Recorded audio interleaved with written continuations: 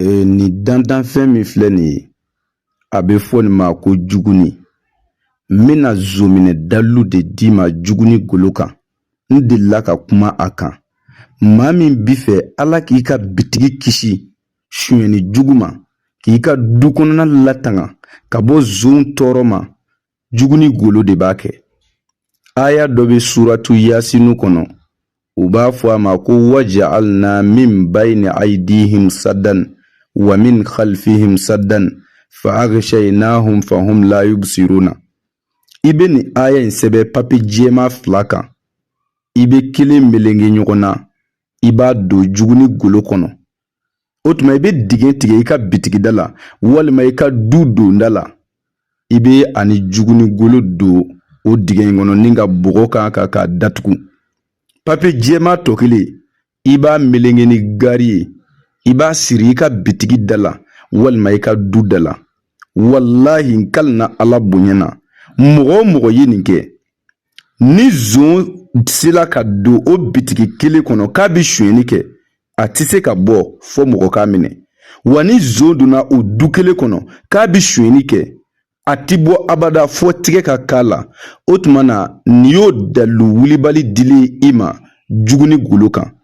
Caman bɛ yen olu tɛ juguni dɔn. O de la n y'a bila image la pour que mɔgɔw k'a ye. Anw b'a wele nin kan in na ko juguni, mais a bɛ se ka kɛ e b'a wele tɔgɔ gɛrɛ la min tɛ nin tɔgɔ in ye.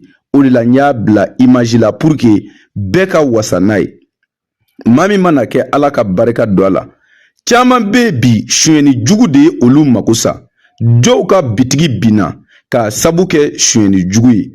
Dɔw mako sala u ka du kɔnɔ k'a sabu kɛ sonyɛni jugu ye. O tuma ni e bɛ fɛ Ala k'i kisi ka bɔ zonw tɔɔrɔ ma, k'i latanga ka bɔ zonw tɔɔrɔ ma, o dalilu de dilen filɛ i ma kuranɛ kan ani nin dantanfɛn in n'o ye juguni ye ale golo kan. Maa min mana kɛ Ala ka barika don a la, a faamuko ɲuman Ala k'o di an bɛɛ lajɛlen ma. Ala k'o kɛ Alaya kama kira kanu kosɔn. Sɔli ala rasuli.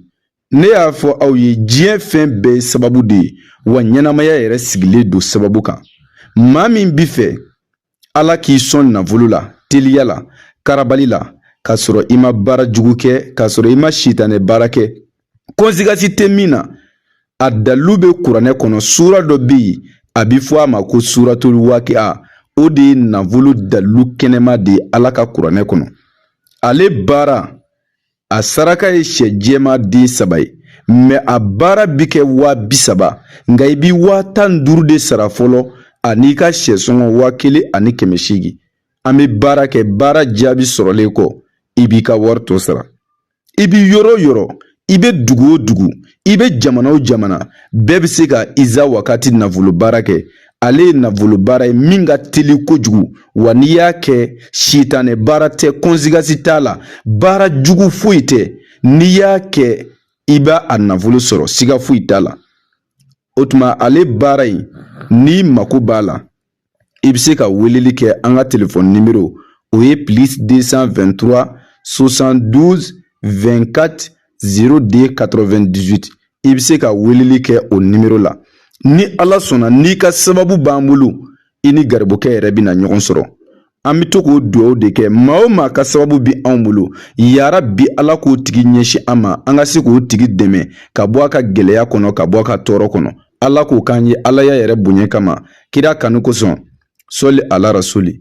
Diɲɛ ye sababu ye, adamadenya yɛrɛ ye sababu ye, nafolotigiya ye sababu ye, fantanya ye sababu ye.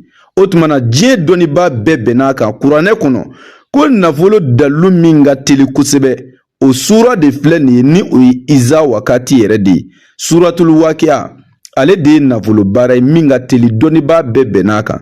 O tuma n'i bɛ fɛ ka baara kɛ, baara in ka jaabi i bolo teliya la, k'a sɔrɔ i ma sitanɛ baara kɛ, i bɛ se ka weleli kɛ. An filɛ ka numéro min di, i bɛ se ka weleli kɛ ale numéro kofɔli in na. O tuma n'i ka sababu b'a la, ni Ala sɔnna i ni garibukɛ bɛ ɲɔgɔn sɔrɔ, wa baara bɛ k'i ye, i bɛ yɔrɔ o yɔrɔ, i bɛ jamana o jamana, i bɛ dugu o dugu, a baara bɛ se ka kɛ k'i to i sigiyɔrɔ la.